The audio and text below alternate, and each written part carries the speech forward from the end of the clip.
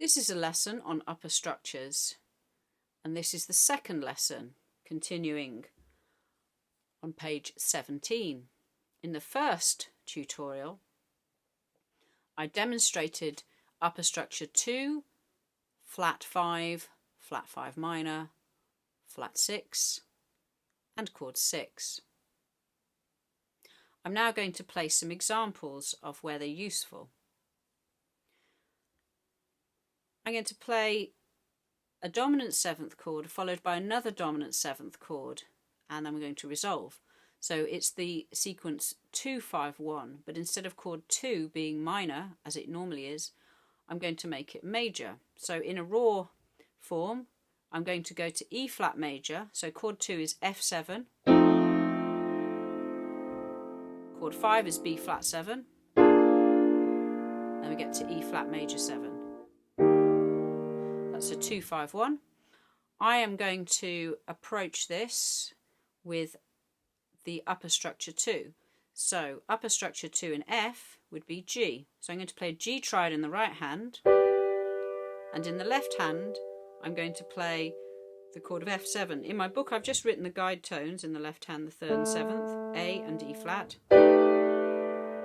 which is what the pianist would play, but I'm also going to just pop the root in, which is F, because it really only makes sense if we've got a root, and if you haven't got a handy bass player to play that, you'd probably want to play it yourself. So here's upper structure 2, which on F sounds like this, the chord symbol being F13 sharp 11, and this is going to go like this. I'll play what's written.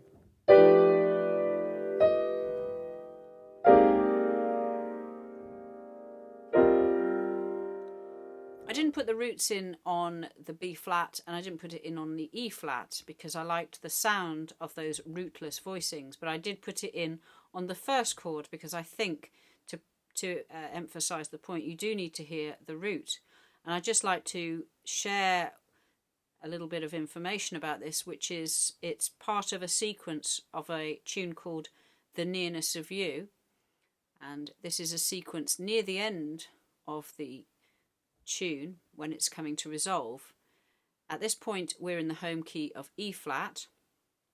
I took this from a recording of Michael Brecker, and it's Herbie Hancock playing the piano. It's a tune called The Nearness of You from a ballads album, and James Taylor singing. And not only has this got a beautiful chord to start with, it also goes to a dominant 7th chord, which is just delightful, and I'll explain why.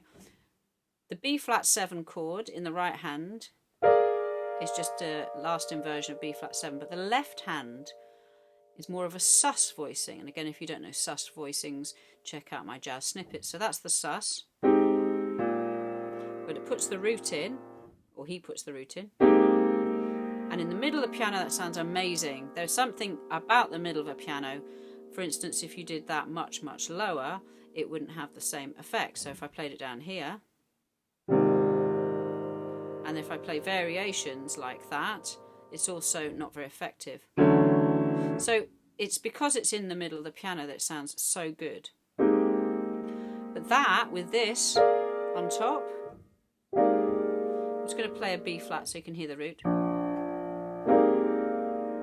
Beautiful. And then the nice resolution. So I'll just play that one more time.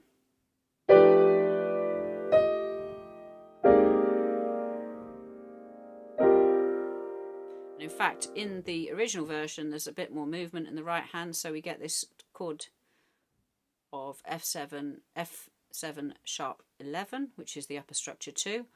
And then when the tune goes to E flat, then the chord changes. So we've got a nice flat 9 chord there, but also the you get contrary motion. That means going in opposite direction, and it sounds very, very good, I think. Beautiful. In There Will Never Be Another You, you can slot in an upper structure chord 2 in the resolution to A flat major. So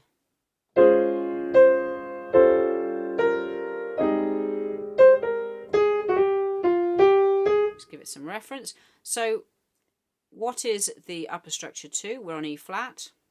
So chord 2 is F, and you get that sound.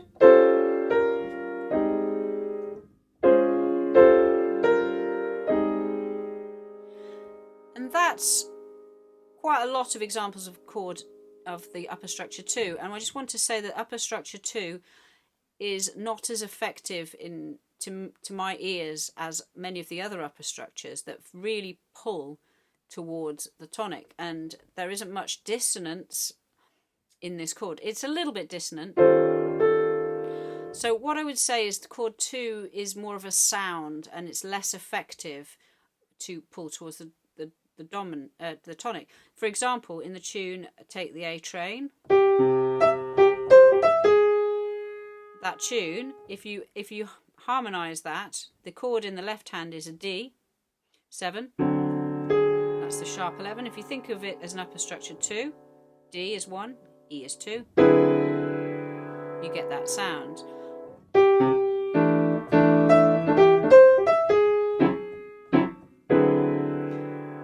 It's a sound. It doesn't sound like it's arrived anywhere, and then obviously go to D minor after that. So it's got less of a functional role. It's also used at the ends of pieces, so you'll often hear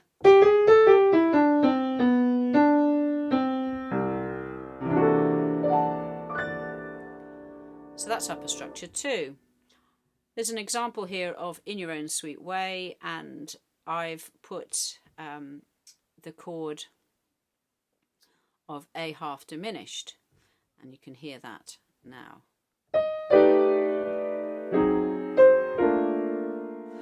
And the A half diminished, I just noted that it was the same kind of voicing as the upper structure 2 from F7, but obviously with an A in the bass it's always going to sound like A, but I'll just explain what I mean by that. So if you had an F in the bass, you've got the 3rd and the 7th, and the tune is a D, underneath it B and G, so F is 1, G is 2, so it has that sound of upper structure 2, but without the bass it sounds slightly different. So this is A minor 7 flat 5,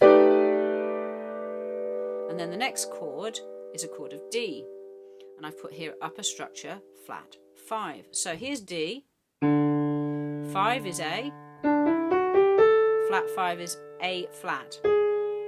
So we're playing the chord of D7 with an A flat on the top. I've missed some notes out to make it sound a bit more condensed, so I've missed out the root, and you get this sound. So in the tune In Your Own Sweet Way, I'll try and put in a root on the D.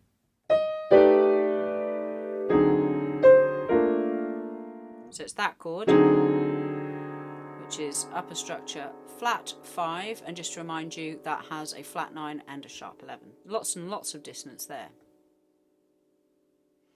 In the next lesson, I'm going to look at page 18 of my book, and just a continuation really of upper structures, focusing a little bit more on upper structures flat 6 and 6 and how you can use those.